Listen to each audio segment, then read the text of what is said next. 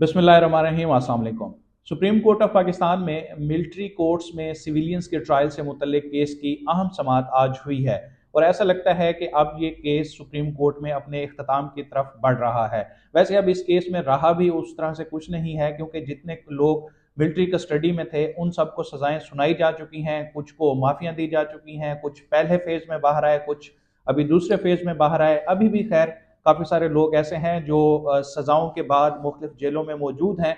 तो इस तरह से अब इस नुक्ते पर कि क्या वाकई सिविलियंस का मिलिट्री कोर्ट्स में ट्रायल हो सकता है या नहीं, सुप्रीम कोर्ट के सामने ये नुक्ता है जिसका फैसला किया जाना है।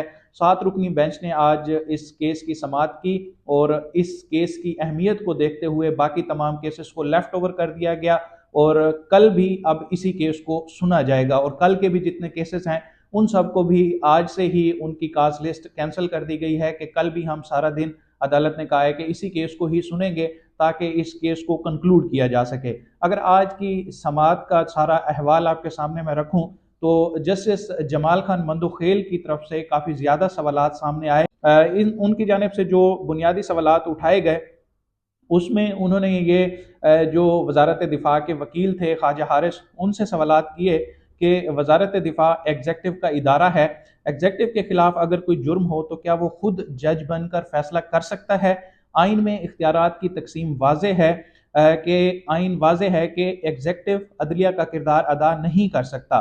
फौजी अदालतों के केस में भी बुनियादी सवाल यही है। इसमें आज चूंकि ख्वाजा हारिस ने अपने दलाइल पेश किए हैं और उनकी जानिब से ये कहा गया कि सुप्रीम कोर्ट ने माजी में करार दिया है कि फ़ौज के मतहत सिविलियंस का कोर्ट मार्शल हो सकता है। तो जस्टिस जमाल खान मंदोखेल ने उनसे पूछा कि मौजूदा केस में मुतासरा फरीक और अपील दायर करने वाला कौन है, जिस पर ख्वाजा हारिस ने उन्हें बताया कि अपील वजारत दिफा की जानिब से दायर की गई है। और इस पर जब ये बहस आगे बढ़ी तो ख्वाजा हारिस की जानिब से जस्टिस जमाल खान मंदोखेल के सवाल के जवाब में ये उन्होंने कहा कि कोई और फोरम अगर दस्तियाब ना हो तो एग्जेक्टिव फैसला कर सकता है। ताहम जस्टिस जमाल खान मंदोखेल ने उनके इस जवाब पर एक और रिमार्क्स दिए कि कानून में इंसदाद दहशत गर्दी अदालतों का फोरम मौजूद है, कानूनी फोरम के होते हुए एग्जेक्टिव खुद कैसे जज बन सकता है।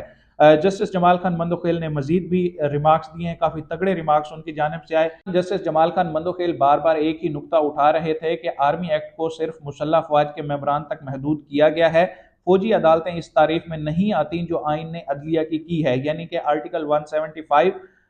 और इस पर ख्वाजा हारिस ने जवाब दिया कि ऐसा नहीं है, आर्मी एक्ट सिर्फ आर्म्ड फोर्सेस तक महदूद नहीं, इसमें दीगर कैटेगरीज भी शामिल हैं और मैं आगे चलकर इसकी तरफ आऊँगा।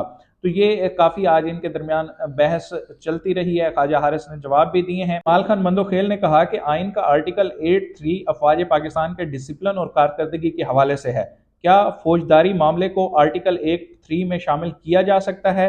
आइन पाकिस्तान में सिविलियंस का नहीं, पाकिस्तान के शहरियों का जिक्र है। और ख्वाजा हारिस ने फिर कहा कि अफवाज पाकिस्तान के लोग भी उतने ही शहरी हैं जितने दूसरे। फिर जस्टिस जमाल खान मंदोखेल ने उन्हें कहा कि यही तो सवाल है कि अफवाज पाकिस्तान के लोगों को बुनियादी हकूक से महरूम कैसे किया जा सकता है। ख्वाजा हारिस ने फर्दर अपनी आर्गूमेंट्स जारी रखते हुए कहा कि बुनियादी आइनी हकूक की बुनियाद पर आर्मी एक्ट को चैलेंज नहीं किया जा सकता। इस पर जस्टिस जमाल खान मंदोखेल ने कहा कि कोई शहरी फौज का हिस्सा बन जाए तो क्या वो बुनियादी हकूक से हाथ धो बैठता है। मिलिट्री कोर्ट्स का मामला आइन के आर्टिकल 175 से अलग है। कोई शहरी रोकने के बावजूद, फिर उन्होंने एक मिसाल दी कि अगर कोई शहरी रोकने के बावजूद किसी फौजी चौकी के पास जाना चाहे तो क्या होगा, क्या काम से रोकने के इल्ज़ाम पर उसको मिलिट्री कोर्ट में ट्रायल किया जाएगा। इस पर जो ख्वाजा हारिस थे उन्होंने कहा कि ये तो एक आपने सूरत हाल बताई है, इस पर मैं कुछ नहीं कह। इसी मौके पर फिर जस्टिस मोहम्मद अली मजहर ने अपना पॉइंट ऐड किया और उन्होंने कहा कि इस सवाल का जवाब बहुत सादा है, अगर वो शहरी आर्मी एक्ट में दर्ज जुर्म का मुर्तकिब हुआ तो ट्रायल चलेगा, सिर्फ चौकी के बाहर खड़े होने पर तो कुछ नहीं होगा। जब ये समाअत इख्तिताम को पहुंचने लगी तो हफीजुल्लाह नियाजी जो कि हसन नियाजी के वालिद हैं वो रोस्ट्रम पर आए तो जस्टिस अमीनुद्दीन खान ने उन्हें कहा कि अब आप सियासी बात करेंगे, लेकिन हफीजुल्लाह नियाजी ने कहा कि मैं सियासी बात बिल्कुल नहीं करूँगा।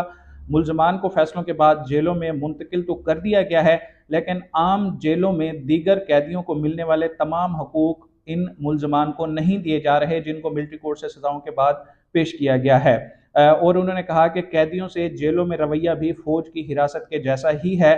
اس پر سپریم کورٹ نے جتنے بھی یہ قیدی ملٹری کورٹ سے سزا یافتہ ہیں، مختلف جیلوں میں منتقل کیے گئے ہیں، ان کے ساتھ جو رویہ رکھا جا رہا ہے اس حوالے سے رپورٹ طلب کی ہے، اور اب یہ سماعت کل تک کے لیے ملتوی کی گئی ہے۔ اس ساری صورتحال جو آج کمرہ عدالت میں رہی، اس پر صحافی ہیں وسیم ملک، انہوں نے اس صورتحال کو سم اپ کرتے ہوئے کہا کہ آج سپریم کورٹ کی کمرہ عدالت نمبر 2 کی صورتحال کچھ اس طرح سے تھی کہ 7 رکنی آئینی بینچ فوجی عدالتوں کے کیس کی سماعت کر رہا تھا۔ صرف جسٹس جمال مندوخیل وزارت دفاع کے وکیل خواجہ حارث سے سوال کر رہے تھے اور ٹف ٹائم دے رہے تھے، اور جب جسٹس جمال خان مندوخیل خواجہ حارث کو آڑے ہاتھوں لیتے تو جسٹس امین الدین خان اور جسٹس محمد علی مظہر پر ناگوار گزرتا۔ کبھی دونوں معزز جج خواجہ حارث کی جگہ جواب دے ڈالتے، اور جب جواب نہ بن پائے تو شدید ناپسندیدگی کا اظہار کرتے۔